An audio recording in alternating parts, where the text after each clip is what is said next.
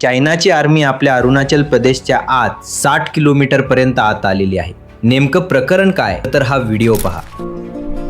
Good by India. बहुत जल्द आप सब लोग मुझे चाइना में दिखेगा.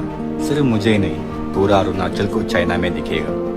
क्योंकि चाइना यहाँ अरुणाचल में धीरे धीरे करके घुस रहा है. यहाँ के आपल्या भारत सरकारला हे दिसत नाहीये की अरुणाचलच्या बॉर्डर जवळ चायनाच्या एवढ्या मोठ्या मोठ्या इमारती काय करतायत. सर्व दावे खोटे असू शकतात, पण अरुणाचल प्रदेशच्या लोकांचे म्हणणं आहे की चायनाच्या बॉर्डर जवळ बरेच हेवी बिल्डिंग्स बनले आहेत. कन्स्ट्रक्शन एरिया, रोड ट्रान्सपोर्टची फॅसिलिटी आलेली आहे आणि हे दावे दुसरं कोणी नाही तर अरुणाचलच्या बॉर्डर जवळ राहणाऱ्या नाह ट्राईबच्या लोकांचे आहेत. आणि यांच्याच नाह वेलफेअर सोसायटीनं एक मेमोरँडम जारी केला होता की यांची जी पूर्वजांची जमीन आहे ज्याच्यावर हे आधी शेती करायचं, आता त्याच्यावर बरेच ब्रिज आणि कन्स्ट्रक्शनचं काम चालू झाले आहे. इतकेच नाही तर अरुणाचल प्रदेशच्या लोकांनी स्वतः आपले व्हिडिओ सोशल मीडियावर अपलोड करून सांगितले की कशा प्रकारे चायना अरुणाचल प्रदेशवर ताबा करणार आहे आणि येणाऱ्या काळात अरुणाचल प्रदेश भारताचा भाग राहणार नाही. आणि चायनावाले सुद्धा हे स्वीकारत आहेत की अरुणाचल प्रदेश त्यांचा भाग बनणार आहे.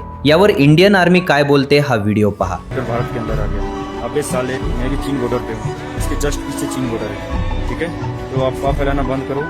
ये भारत की इंडियन आर्मी है जो एक काहीही चौकशी न करता थेट सांगण्यात आले की हे सर्व व्हिडिओ फेक आहेत आणि येथील बिल्डिंग्स मॅप्सबद्दल ते आम्ही व्हेरीफाय करू असं सांगत आहेत. ही गोष्ट फक्त अरुणाचल प्रदेशची नाही तर संपूर्ण ईशान्य भारताची आहे. जसे जसे अरुणाचल प्रदेश हातातून बाहेर जात राहील तसे नॉर्थ ईस्टचे लोकही हातातून बाहेर जातील. तुम्हाला याबद्दल काय वाटतं कमेंट करून नक्की सांगा आणि अशाच माहितीसाठी फॉलो करा.